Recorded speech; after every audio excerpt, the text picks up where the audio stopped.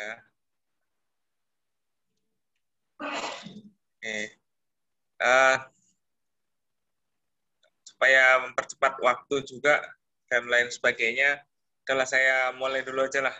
Ini kelihatannya dengarkan ya lillahi ta'ala aja lah gitu, atau gimana itulah.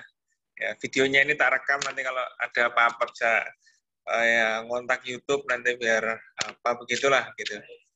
Ya, baik, bismillahirrahmanirrahim. Alhamdulillahilladzi hadana li hada wa ma kunna linahtadiya laula an hadanallah. Asyhadu an la ilaha illallah wa asyhadu anna Muhammadar Rasulullah. Yang terhormat teman-teman di negeri yang jauh di Yaman sana, yang putra maupun putri, yang kenal maupun tidak, tapi semoga aja dengan ini jadi kenal ya, biar santai-santai aja lah.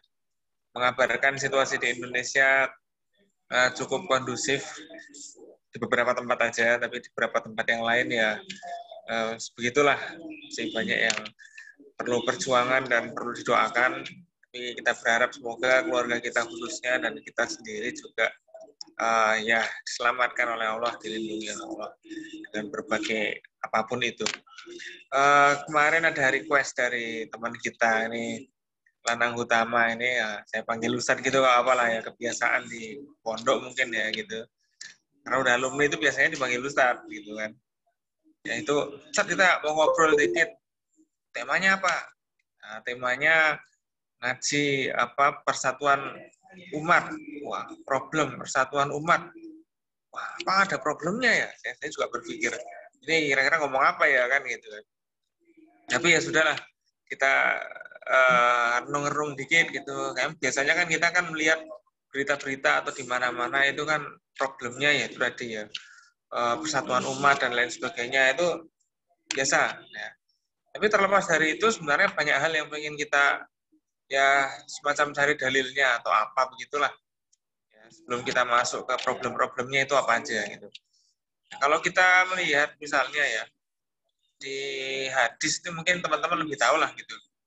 Ada hadis itu bunyinya gini, Sa'altu Rabbi salasan fa'atoni isnaini wa mana'ani wahidatan.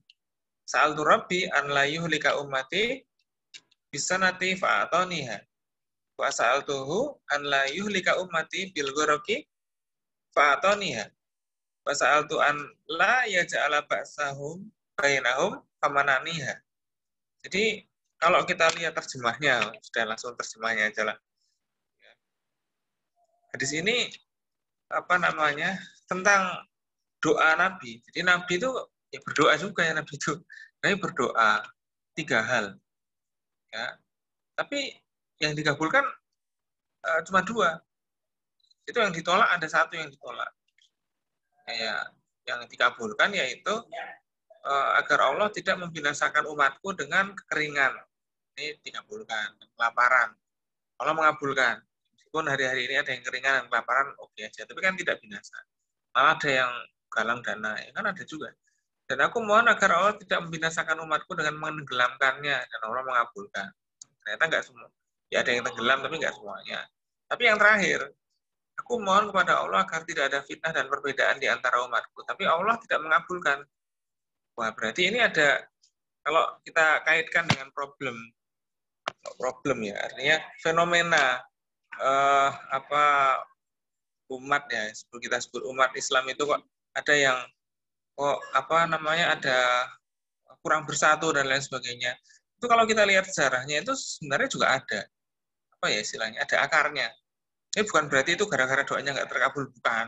Mesti ada hikmah di balik itu kan. Nah, itu kita apa perlu melihat apa namanya itu ya aspek itulah. Jadi kenapa kok ada perbedaan dan ada fitnah di antaranya? Ya tentu saja itu adalah bagian dari ujian kalau kita mau melihat berbagai ayat dan hadis kan begitu kan. Dia berhukum ayyukum ahsanu amalan juga. Dan memang banyak rambu-rambunya supaya kita tidak membuat fitnah. Ya oke lah ada perbedaan, tapi jangan sampai kita yang memecah belah ya. Di antaranya itu mungkin poin yang paling penting yang bisa kita sisipkan dalam apa namanya diskusi ringan ini ya. Karena kan juga dalam hadis juga disebutkan juga la yadkhulul jannata namun. Itu karena itu kita yang jangan yang mengadu domba. Setidaknya kita yang tidak membuat perpecahan itulah. Karena itu sangat baik sekali. Memang sudah tepat sekali teman-teman ini belajar ilmu langsung ke sumbernya. Itu sudah sangat tepat. Di situ akan ketemu syekh-syekh yang punya sanad dan lain sebagainya, belum juga dapat manuskrip dan bahkan mengalami langsung dan melihat langsung teman-teman bersejarah yang suka touring di situ misalnya ya, buat bersejarah di mana jejak-jejak Islam dan kejayaannya itu ada di situ. Ya walaupun ada masa kejayaan Islam kan ternyata ada juga apa istilahnya ya perbedaan.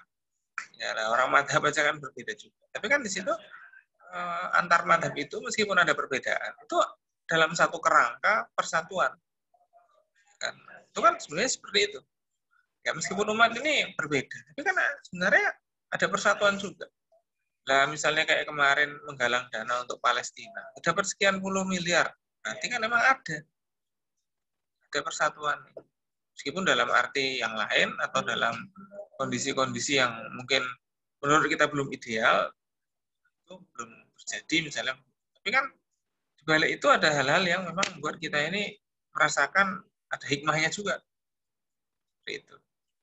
Nah, terus juga kalau kita lihat, kalau kita ambil dari konteks ya lebih luas lah, misalnya dari segi politik atau dari segi yang lebih luas secara negara. Ini kita bisa ngutip di Nasoihul Hibad itu, ya ini apa namanya, suatu kata-kata dari Imam Ali bin Abi Thalib, anhu qala la yazaluddin wa dunya qaimin madamat arba'atu asya madamal agniya la yaquluna bima quwilu. Wa madamal ulama ya'malun bima alimu wa madamal juhala la yastakbirun amma lam ya'lamu. Wa madamal fuqara la yabi'una akhiratahum bidunyahu. Ini ada aspek yang penting. Mungkin ada juga yang yang mirip dengan ini ya, diantaranya pemimpin yang adil misalnya begitu, terus ulama yang mengamalkan ilmu, terus ada juga yang versi lain yang bilang orang fakir yang berdoa, terus orang kaya yang dermawan. Itu diantaranya. Nah, itu dari titik-titik itu apakah sudah kita temukan terjadi atau tidak sama sekali? Kalau saya berpikir itu terjadi sebagian. Dalam arti sebenarnya kalau kita lihat ya, nilai-nilai Islam itu ada dan tertanam dan sebenarnya dia tuh tumbuh terus. Ya, soal teknologinya terlambat atau disaingi oleh yang lain kan soal yang lain. Ya, buktinya umat Islam meskipun dulu istilahnya dihancurkan lah, diusahakan untuk dihancurkan, diusahakan untuk dikalahkan, ada aja bangkitnya kan. Nggak bangkit di sini, bangkit di situ. Nggak bangkit begini, bangkit. Sama seperti daulah Islam.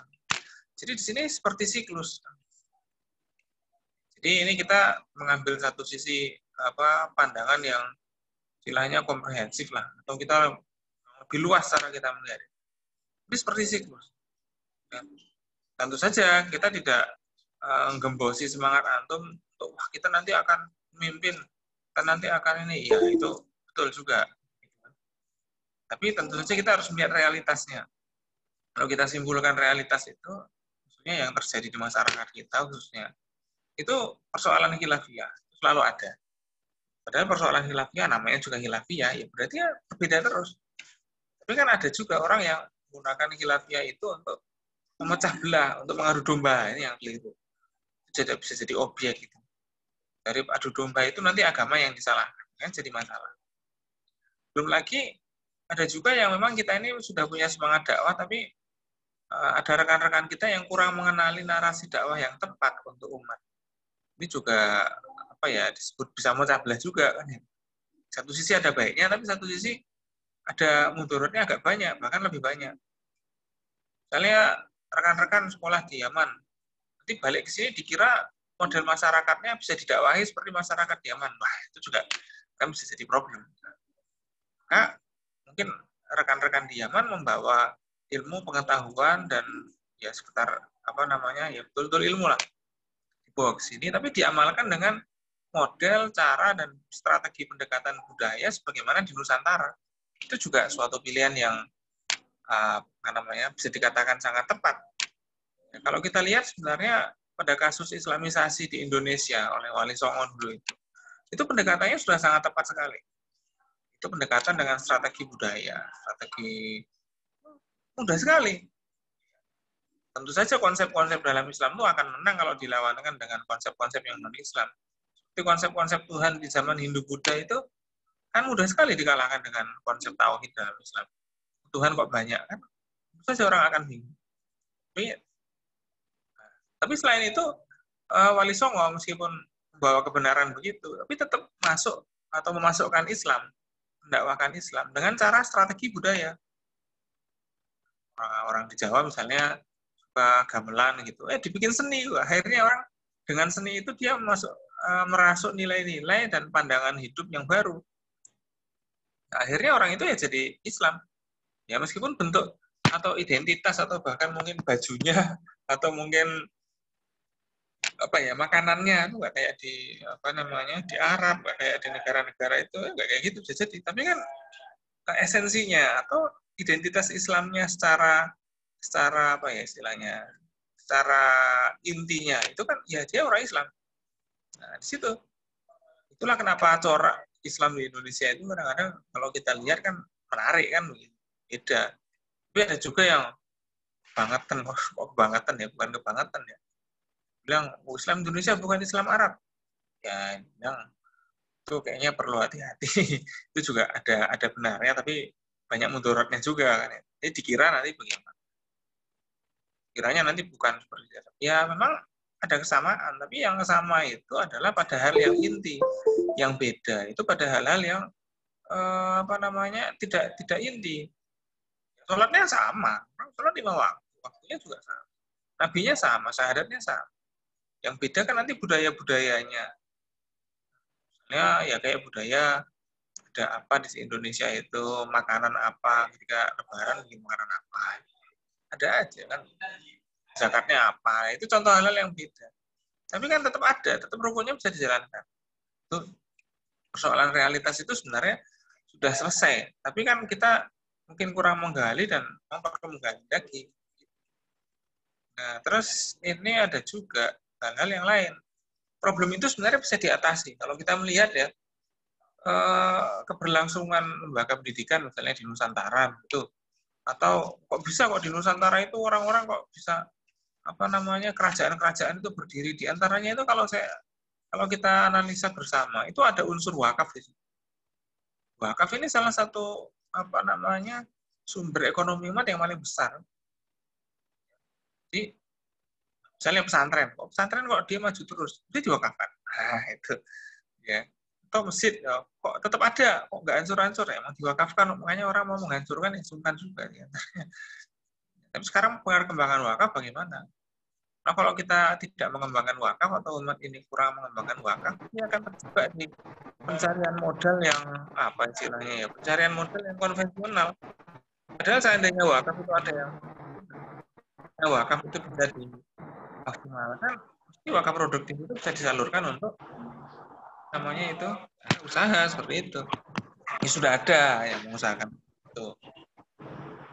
Atau itu diantaranya wakaf lembaga dibesarkan lagi dengan unit usaha dan lain sebagainya, itu contoh. Karena itu kemandirian Gontor, atau dalam kasus ini karena saya tahu sendiri, di Gontor nggak pernah ngutang. Membangun infrastruktur nggak pernah ngutang misalnya gitu kan. Itu agak beda dengan kasusnya kita kan begitu kan. Belum pernah ada ceritanya kok Gontor bangun infrastruktur, misalnya bangun gedung ngutang. Saya nggak pernah dengar ceritanya. Jadi emang kok bisa nggak ngutang? Wakaf itu tadi, wakaf produktif tadi. Nah, kedua diantaranya itu ya ada sosial masyarakat. Problem sosial masyarakat itu ternyata selesai dengan pendidikan. Itu bisa selesai dengan pendidikan, problem sosial masyarakat itu. Pendidikannya bagaimana? Ya macam-macam modelnya. Ada yang begini nih, pesantren. Dari pesantren itu akan memasyarakatkan ilmu dan mengilmukan masyarakat juga. Penting. Ya, jadi penguatan dan memasyarakatkan ilmu. Kalau masyarakat ini banyak yang berilmu, berpengetahuan, juga bagus. Ya, meskipun tentu saja di antara masyarakat kita yang belum dapat pekerjaan ya itu biasa. Ada yang mungkin nongkrong di jalan ya oke aja. Tapi kan di situ dari kalau misalnya yang nongkrong di jalan itu orang baik itu kan insya Allah jadi aman keadaan. Contohnya begitu. Jadi emang ada perbedaan-perbedaan, ada berbagai beragam-ragam orang-orang itu diantaranya adalah ada aspek rahmahnya dari Allah. Seperti yang pernah kita dengar ya, istilah rahmah gitu kan.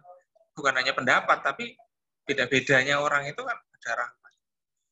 Dari situ rahmat Allah itu mungkin bisa sampai ke orang lain, ya lewat orang lain kan begitu. Jadi antaranya. Nah, semoga saja kita termasuk yang membawa banyak rahmat Allah, khususnya dari ilmu yang kita pelajari, khususnya rekan-rekan ya. Saya ucapkan selamat bisa di apa namanya di luar negeri sana. Saya sendiri nggak pernah keluar negeri. Saya sekolah di luar negeri, swasta ya, luar negeri makanya. Ya, jadi itu tetap kita harapkan dan kita tunggu lagi. Dan saya sangat senang sekali sharing bersama teman-teman itu. Tidak usah khawatir waktunya. Kalau di tempat kami di sini jam 9, ya biasa gitu. Nggak terlalu malam lah. Saya nggak tahu di sana jam berapa. Dan mungkin kalau saya boleh apa ya istilahnya ya punya ide. Jadi kalau bilang punya ide ya punya ide sebenarnya sih. Saya sebenarnya sangat tertarik dengan apa namanya Islam itu kan dibawa dari Jazirah Arab sana. Bisa jadi Yaman itu kan salah satu tempat orang-orang yang membawakan Islam di sini. Atau bisa jadi ada juga orang Nusantara yang menetap atau berketurunan di Yaman sana. Atau bisa jadi ada ulama Yaman yang tahu dan punya sanad ulama Nusantara. Ya kalau ada info-info tentang itu atau manuskrip ya, atau manuskrip kuno tentang itu, saya sangat berterima kasih sekali jika ada yang mau share atau apa. Ya ahlan wa sahlan, mungkin mau nulis barang artikel mau diterbitkan di jurnal di Unida atau apa, wah kami sangat senang sekali. Itu juga akan bagus buat kita sekalian dan buat rekan-rekan yang saya yakin punya semangat untuk menulis dan membaca serta yang lainnya. Mungkin itu dari saya dan tidak masalah dengan kondisi apapun itu tetap kita lillahi ta'ala aja ya. Itulah, yang penting ini sudah saya videokan, nanti orang kan bisa akses sendiri lewat video kan. Itu kan jadi ya itulah kita manfaatkan kecanggihan teknologi. Mungkin nggak didengarkan hari ini, dengarkan besok, dengarkan minggu depan, dengarkan tahun depan. Oh, akan ada yang mendengarkan video kita. Itu tergantung mungkin tunjuk dari Allah gimana. Itu saja mungkin kalau saya boleh mengakhiri presentasi ya. Uraian saya itu cuma sampai di sini saja. Kalau ada diskusi ya semampunya saja, kalau tidak mampu ya sudah tidak masalah. Ya, itu biasa. Gitu. Lagian kondisinya juga memang seperti ini. Kami kembalikan ke siapa ini ya, moderator boleh lah atau siapa yang ingin menanggapi langsung saja silakan.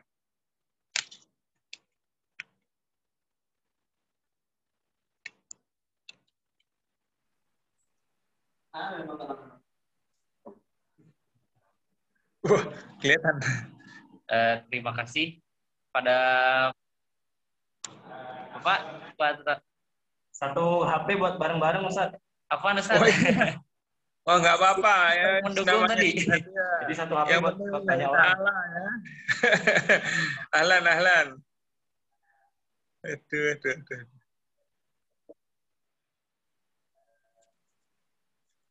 Ini udah makan belum nih? Wah, tajamu itu lihat. Ini Ustaz. Ya. Pengen bertanya Ustaz sebelum ditutup. Iya, boleh. Siap. Di Indonesia ini sempat ramai juga mungkin sampai sekarang tentang permasalahan Islam Nusantara.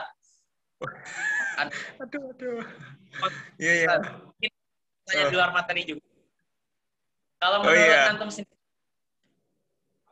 antum sendiri tentang Islam Nusantara, dari mulai pro kontranya ini ada yang mengatakan Islam Nusantara ini itu menusantarakan Islam atau itu bagi yang kontra atau mungkin mengatakan betul. Kata lu gimana? Iya, ini menurut saya ya. Terus bukan menurut Gontor ya, susah nanti. Ya, pertanyaannya sangat bagus sekali. Itu saya masih ingat sekali launchingnya itu kalau nggak salah tahun 2016-an gitu ya. Di Muktamar PBNU di Jombang kalau nggak salah itu. Dia launching Islam Nusantara. Dan ada bukunya juga kan gitu. Kalau saya bilang, kalau kita ngaji bukunya langsung ya, ini lagi-lagi baca kan itu kan. Kalau kita lihat bukunya langsung, yang dimaksud narasi Islam Nusantara oleh perumusnya itu adalah model-model dakwah. Itu kita mengikuti Wali Songo bagaimana mensosialisasikan atau mengislamkan masyarakat di Nusantara. Itu sebenarnya poinnya. Tapi ketika masuk dalam isu politik dan sosial, kalau saya bilang orang-orang yang menafsirkan Islam Nusantara itu jadi jadi kacau. Ada yang mengatakan Islam Nusantara bukan seperti Islam Arab, padahal dalam bukunya nggak seperti itu.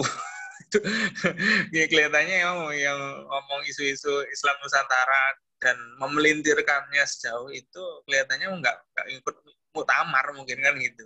Ada teman saya yang ikut muktamar, dan kalau kita lihat paparannya, bahkan kita baca bukunya atau diktatnya, ada diktatnya ya, Islam Nusantara gini gini gini gini gini, baca aja nggak apa, browsing aja ya. Tapi yang asli ya, bukan yang komentar-komentar komentar-komentar sarjana itu loh.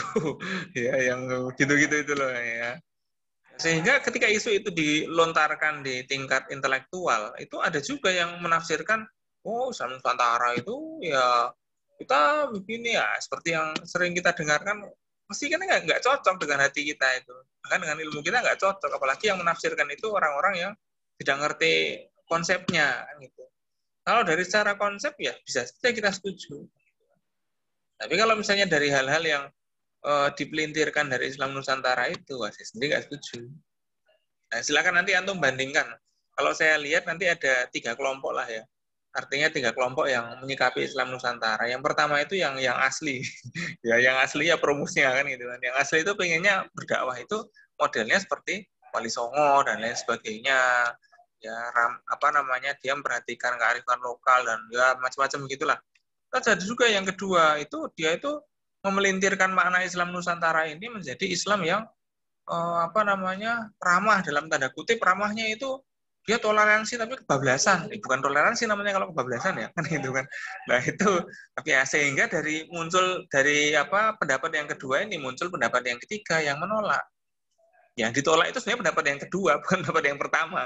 Jadi kita kan kalau nggak memetakan itu kan wah Mbak Nusantara nggak kayak gitu. Kita harus lihat, kita petakan dulu. Ternyata ada 3 peta di situ.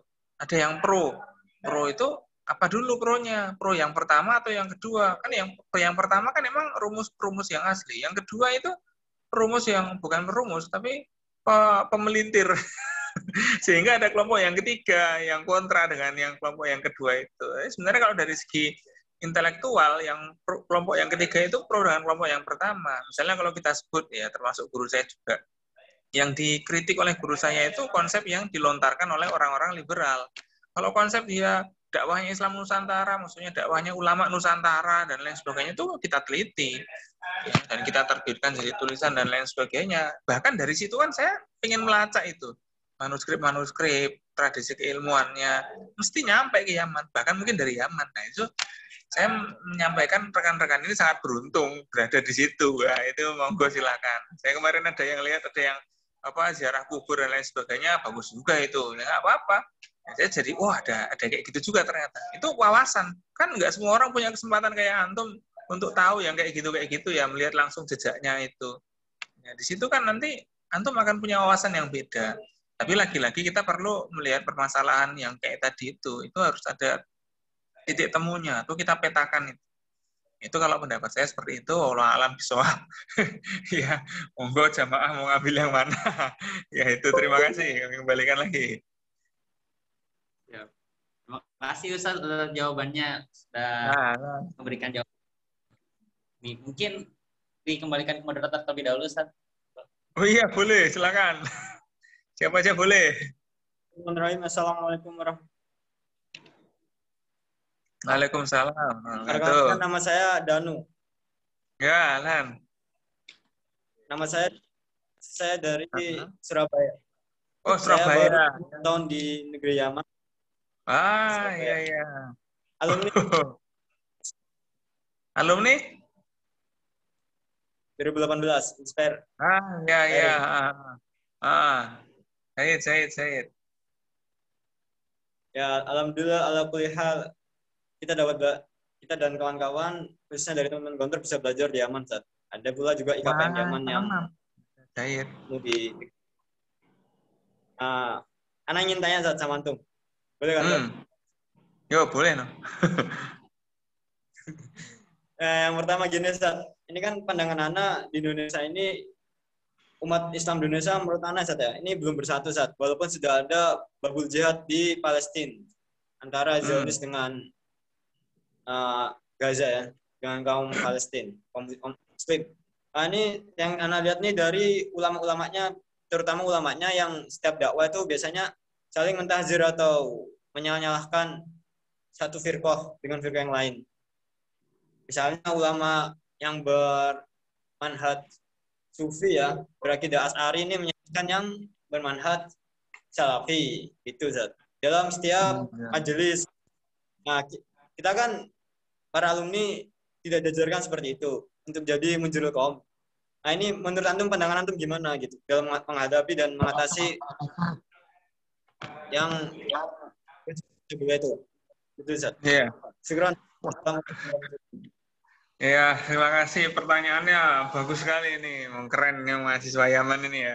Tapi ya itu tadi ya. Jadi kita kembali ke persoalan tadi. Nanti kan nyambung sama pertanyaan yang kok ada perpecahan akidah tuh. Wah, ya kalau saya lihat, kalau kita lihat akar sejarahnya itu kok bisa ya ada penafsiran akidah itu bisa beda. Itu tentu saja tidak lepas dari bagaimana orang itu melestarikan tradisi keilmuan dalam Islam itu.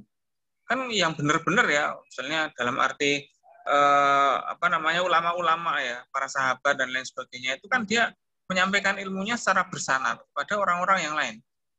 Nah, kadang-kadang aliran sesat itu munculnya, itu perpecahan itu munculnya ada orang-orang yang tidak bersanad keilmuan itu tadi, tidak ngerti historisnya, tafsirnya dan lain sebagainya, itu masuk dan menafsirkan ayat. Nah, kan jadi masalah. Itu kan seperti terjadinya Mu'tazilah, kan gitu kan. Itu orang dengan pikiran-pikiran filsafat Yunani menafsirkan Al-Quran. Ya, dia menganggap zahirul ayat itu nggak mungkin terjadi, misalnya istiwa Allah alal ars, kan susah juga itu kalau mau dijelaskan. Itu kan diantaranya tahdir-tahdiran itu kan problemnya dari situ juga. Kan. Itu contoh kan gitu. Sehingga Mu'tazilah itu dia tidak menerima kalau Allah itu punya sifat. Kan gitu kan ya, kalau dalam akidah kan kita lihat dan kita baca itu kan gitu kan. Nah, terus yang kedua juga sama juga problemnya di Indonesia itu. Ada juga ulama-ulama itu sudah punya sanad guru-guru dari luar Nusantara, tapi dia nggak ngerti peta dakwah di Nusantara. Kadang kan gitu juga permasalahan. Karena nggak ngerti itu, dikira yang dakwah di Nusantara itu salah semua. Kan diantaranya juga kayak gitu. Padahal sejarah dakwah di Nusantara itu nggak sehari dua hari. Nggak seumur ustadznya juga yang mentahdir itu, nggak juga. Masih ada sejarah panjang lagi. Bahkan sistem sosial di Indonesia ini sebenarnya sudah terislamkan, sistem sosialnya ya. Saya katakan sistem sosial. Maksudnya gini, kalau kita lihat masyarakat itu, kok bisa dan mau mereka tolong-menolong. Dan bahkan kalau kita lihat di mana-mana, di YouTube aja lah, orang nggak pakai kerudung kan Assalamualaikum. Mulai YouTube-nya Assalamualaikum. Ada aja yang begitu itu. Berarti kan mereka masih Islam juga kan itu kan. Itu sebenarnya persoalan-persoalan perpecahan akidah itu karena persoalan penafsiran itu tadi. Lagi-lagi penguatan tradisi keilmuannya memang perlu. Nah, disitulah kita Mudirul Qaum ini posisinya di mana? Pertanyaan kedua tadi bagus juga. Nah, makanya fungsinya Mudirul Qaum itu sementara kalau kayak antum atau kayak kita, kayak saya juga itu udahlah, sementara kita jadi orang baik aja dulu. Nanti kalau kita jadi orang baik, orang akan percaya sama omongan kita kan gitu. Kalau kita terburu-buru nyari panggung atau apa, itu mungkin orang tiba-tiba kata-kata kita ada yang salah kan susah juga jadinya kan gitu kan. Lah ya itu salah satu cara-cara kayak gitu. Mungkin dari sekarang rekan-rekan yang Mudirul Qaum ini sudah mulai fokus nulis karya atau ngerancang strategi dakwah atau bikin narasi-narasi apa atau mungkin ngaji YouTube sama ustadz-ustadz yang atau gus-gus yang di Nusantara itu yang ngerti-ngerti yang bagus-bagus ya, atau ustadz-ustadz itu kaji aja dulu nggak apa. Itu ada waktunya nanti antum akan muncul. Jadi ada waktunya antum akan ditampilkan ya, yang ditampilkan ya, bukan nyari panggung, itu lain itu kan. Di situ kalau saya lihat persoalan itu kadang-kadang gitu juga. Jadi ada persoalan yang modelnya sosial budaya sama itu tadi model strategi dakwah. Ya. Karena itu strategi dakwahnya di Gontor itu diantaranya ya kalau kita lihat itu pendidikan. Jadi pendidikan itu semuanya bisa bergerak dan kuncinya Gontor itu bukan yang lain tapi pendidikan. Pendidikannya bagaimana? Lah itu tadi. Ya kita sebenarnya di tengah-tengah perpecahan umat ini tetap bisa masuk surga kok. Ya kan? Umat yang terpecah kalau semuanya muslim kan bisa masuk surga juga. Di antaranya kayak gitu. Kalau terpecahnya jadi aliran sesat ya enggak lah kan gitu. Kalau yang aliran sesat kan jelas. Ya. Apa namanya? Kalau dalam hadis itu ya yang benar itu ya jelas, tapi yang haram ya kayak al halalu bayyinun wal haram bayyinun kan jelas sekali. Ya kalau yang mutasabihat itu kan susah kan gitu. Nah, itu diantaranya solusi kita itu ya kita ngikut seperti jalurnya Gontor model pendidikan, jadi orang baik dulu ya udah selesai. Nah kalau kita jadi orang baik itu insya Allah menyelesaikan banyak masalah, minimal kita kan gitu kan. Nah orang sebelum kita ada aja banyak keadaan yang sudah baik kan gitu kan. Berarti sebenarnya kita nggak perlu punya cita-cita besar pun tetap aja mungkin bisa keadaan juga baik. Bahkan mungkin lebih baik tanpa kita, jangan-jangan kayak gitu. Nah karena itu kita tetap nastagfir dan kita mengusahakan supaya kita tetap baik dan jangan sampai kita yang bikin masalah itu. Apa namanya kata kunci yang paling mudah yang bisa kita lakukan dari sekarang. Dan teman-teman ini saya apresiasi punya kesempatan yang besar bisa belajar di Yaman. Dan ya kita lihat nantilah berapa tahun lagi mungkin sudah ada tulisannya yang di mana-mana dan lain sebagainya. Nggak apa, kan S1 ya, dari sekarang aja ngaji kitab apa sama talaki sama seksi apa, hasilnya ditulis di apa namanya web atau apa, diketik gitu atau di vlogkan atau di YouTube kan nggak ada masalah. Itu sudah salah satu bagian yang berkontribusi terhadap pendidikan. Nanti kan orang akan jadi bisa membandingkan, oh ternyata Yaman itu ini orang jadi tahu kan. Orang kan selama ini nggak terlalu tahu Yaman, tahunya Saudi kan gitu aja kan. Nah, ada juga sih, padahal yang Yaman juga nggak kalah keren juga, guru-gurunya juga sama, Islamnya kan juga sama juga. Sebenarnya akidahnya itu terpecah itu karena penafsiran di antaranya itu. Karena itu kita tetap hati-hati dan kita mencari ilmu yang bersanad. Khususnya rekan-rekan ini punya peluang yang sangat besar. Itu mungkin sementara kalau dari saya ya si Hanu Fakot kayak gitulah. Ya, terima kasih. Oke, ini pertanyaan akan ada yang bertanya, saya sampaikan kepada MC.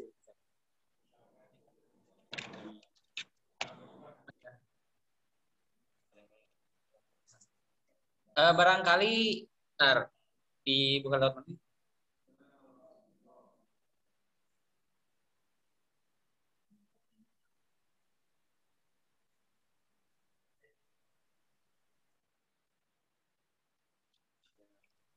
Oh ya, sebentar Pak.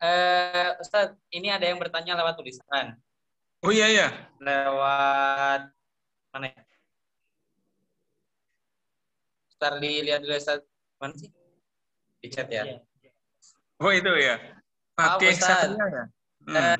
Saya ingin menurut pendapat antum bagaimana pendapat antum soal perpecahan akidah?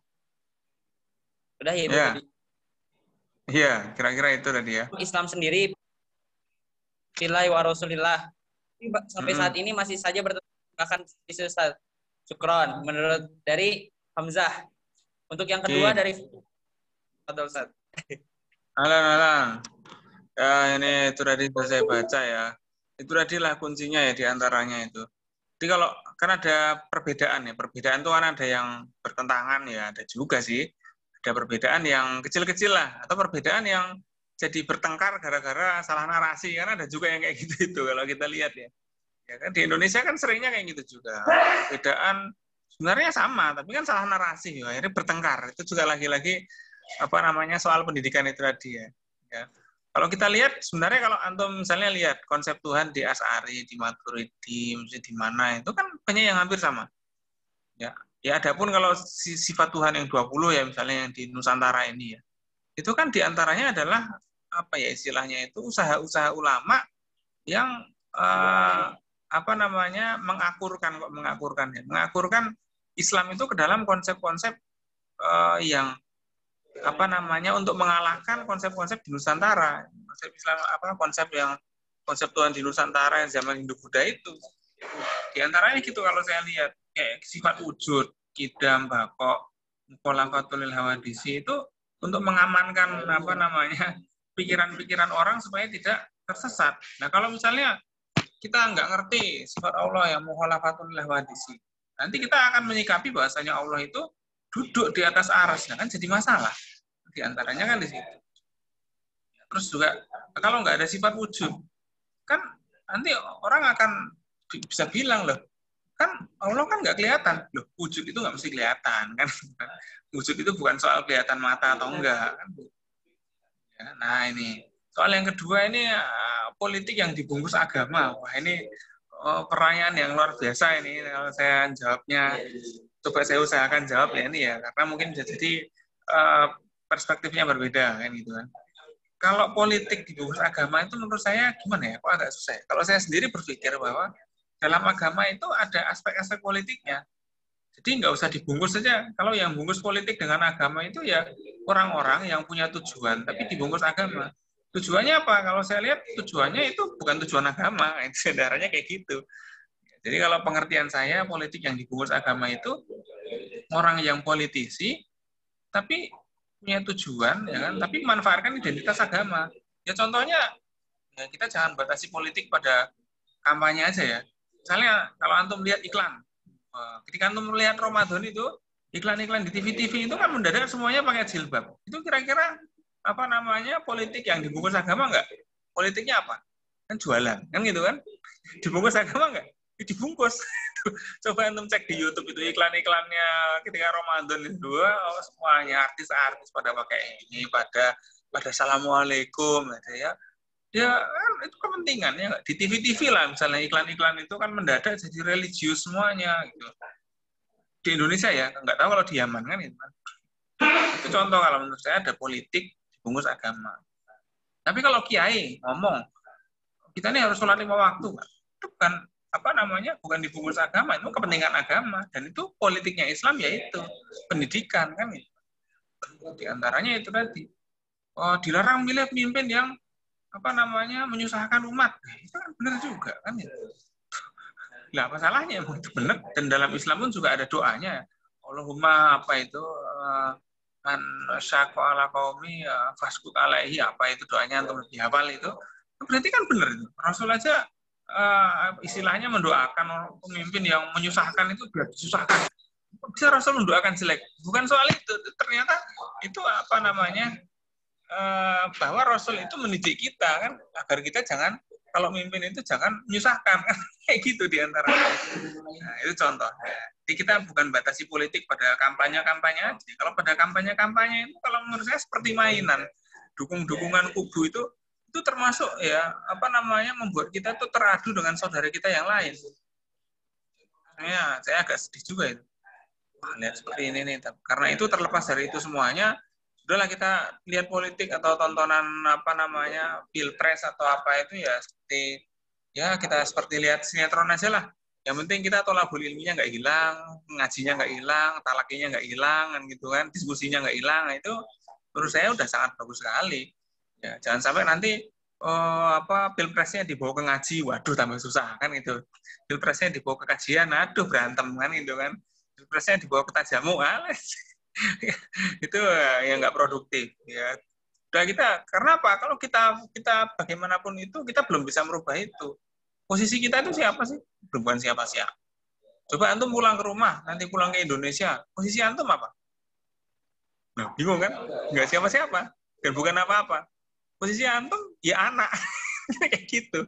Anaknya nggak udah jadi orang baik aja, jadi anak yang baik. Kayak gitu itu. Ya.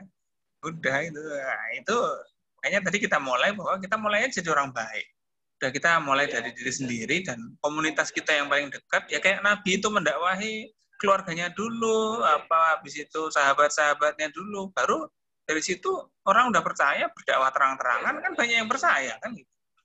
Di antaranya model-model seperti itu tuh pengen kita baca. Jadi kalau menurut saya tadi kesimpulannya, politik yang dibungkus agama itu adalah politik yang kepentingannya pribadi tapi pakai identitas agama. Kan banyak itu.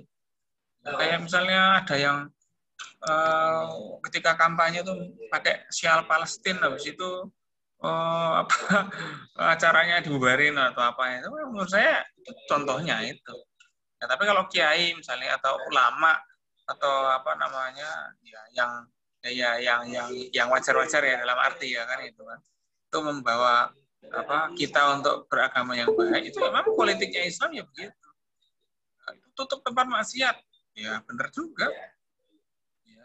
Atau pakai cara lain apa namanya kita jauhi tempatnya ya cara lain banyak cara jadi jangan hanya satu cara satu-satunya cara kita ganti pemerintahan enggak juga nggak mesti pemerintah itu ganti-ganti terus itu kan juga tetap juga nyusahin umat Islam kan ada nyusahinnya juga kan gitu kan tapi kan terlepas dari pemerintah kita itu bagaimana nyusahin kita atau enggak kan kita tetap bisa masuk surga kan gitu kan itu yang kita kejar itu masuk surganya gitu aja udah itu paling enggak kita bekalnya itu aja pemerintah kita ganti 100 kali presidennya janjinya macam-macam atau apa kita tetap bisa masuk surga dengan keluarga kita ya tapi kalau kita ilmunya lebih banyak syukur-syukur bisa mengzirul kaum ya kayak tadi itulah bonusnya diantaranya bonus barokah ilmu itu mungkin kita didengar orang ya gitu. Oke syukuran itu aja nggak usah banyak-banyak.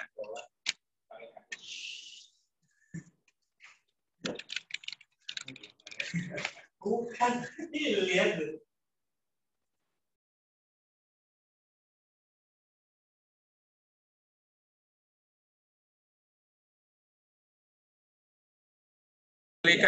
Kami kembalikan ke rekan-rekan moderator.